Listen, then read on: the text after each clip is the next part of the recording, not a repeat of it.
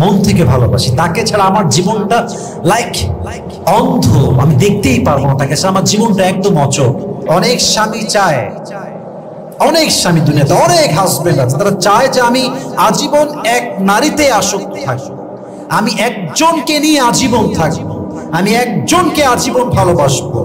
But যখন তার সামনে তার স্ত্রীর চরিত্র প্রকাশ হয়, তার ব্যক্তিত্ব প্রকাশ হয়, তার অন্যায় প্রকাশ হয়, তার বিশ্বাসঘাতকতার নমজন প্রকাশ হয়, তখন একজন সব যুবক চরিত্রহীন হয়ে যায়। ঠিক কিনা বলেন? তার চরিত্র নষ্ট হয়ে যায় শুধুমাত্র মেয়েটার জন্য। অতএব মাঝে মাঝে বিশ্বাসঘাতক ব্যক্তির জন্য অন্য ব্যক্তির জীবনটা নষ্ট হয়ে যায়। তো তার মাঝে নিম্নতম যদি কোন রকম ন্যূনতম ঈমান থাকে, মনুষ্যত্ববোধ থাকে, সে তার জীবনে কখনো সুখ খুঁজে পায় না। বিশ্বাসঘাতক যে হয়, the second punishment, আমি কিন্তু দুনিয়া নিয়ে বলছি, এখন আখিরাতে আমি যাই নাই, এগুলো দুনিয়ার শাস্তি। 1 নাম্বার, মনের সুখ কেড়ে নেয় একজন, তিনি কে? 2 নাম্বার শাস্তি বড্ড মারাত্মক, বড্ড মারাত্মক।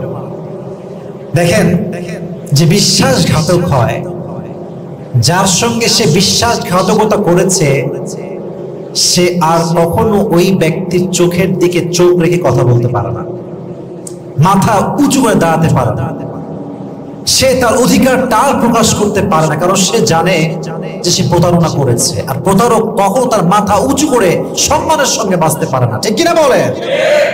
বড় একটা শাস্তি। আমি যদি কোনো মানুষকে অনেক বেশি ভালোবাসি, মন থেকে ভালোবাসি, তাকে ছাড়া আমার জীবনটা লাইক অন্ধ, আমি দেখতেই পারবো না তাকে ছাড়া আমার জীবনটা একদম অচল। আমি যদি তার সঙ্গে বিশ্বাসঘাতকতা করি, বিশ্বাস নিয়ে খেলি, আর যদি সে এটা জানতে পারে, জেনে যায়, প্রমাণ হয়ে যায়, আমি কি তার সামনে আগে যেমন করে বুক ফুলিয়ে গৌরবের সাথে কথা বলতে পারতাম, তারপরে কি আর পারবো যুবক ভাইয়েরা? আমার জীবন অচল হয়ে যাবে, আমি আর বুক ফুলিয়ে গৌরবের সঙ্গে আর বাঁচতে পারবো না। তবে হ্যাঁ, ছোট্ট একটা ব্যাখ্যা দিচ্ছি, কারণ এটা ইউটিউবে যাবে, মানুষ ফুল লেকচারটা শুনবে, স্পিচটা শুনবে। ছোট্ট একটা ব্যাখ্যা দিচ্ছি, মনোযোগ দিয়ে শুনবে। তাকবীর দেন, লিল্লাহি তাকবীর।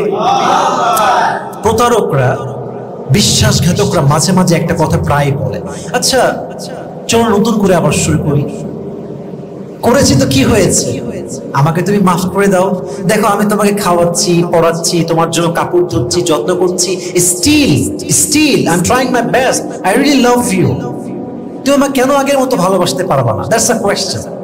এটা যদিও সেন্সিটিভ, কিন্তু আপনি বুঝলে এটা আপাতত সহজ হবে।